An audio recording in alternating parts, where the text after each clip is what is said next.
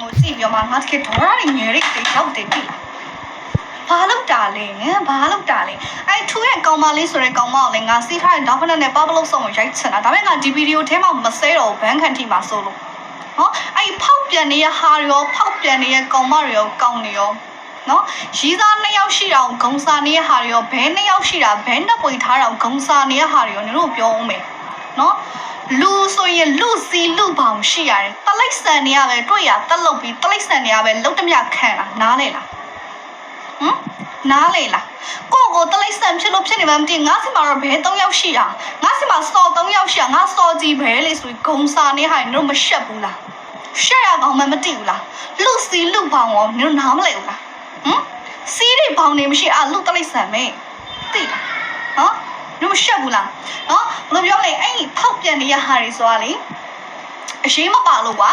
လူလောကကြီးမှာနေထိုင်ရအရှိမပါ attention တွေမရတဲ့ခါကျတော့လေစော်3ပွေလောက်ပြစ်ထားပြီးတော့မှ attention ရှာတာနော်နင်တို့ရဲ့အဲ့အငုံစိတ်တွေကိုလေထေဖြောက်ဖို့အတွက်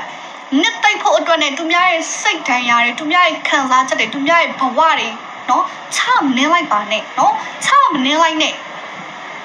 ကြည့်နေရနော်ဒီနောက်ပိုင်းပိုပြီးဆိုးလာရယ်နော်ဒီဖောက်ပြန်တဲ့ကိစ္စတွေနော်ဂုံစာမနေနဲ့ဖောက်ပြန်တာဂုံစာစရာမဟုတ်ရှက်စရာ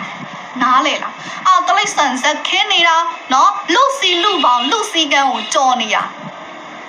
သိလားရှက်ဖို့ကောင်းမလဲတိကြအောင်ရှင်လို့နော်အဲ့ဒီဘဲ3ဝေရှိတာတို့စော်3ဝေထားဆိုရဲဟာရောဟာမတွေရောကိုတိနော်အနာပေါ်ဒုတ်ကြိုင်လဲဆက်လိုက်ကြရှင်လိုက်တာ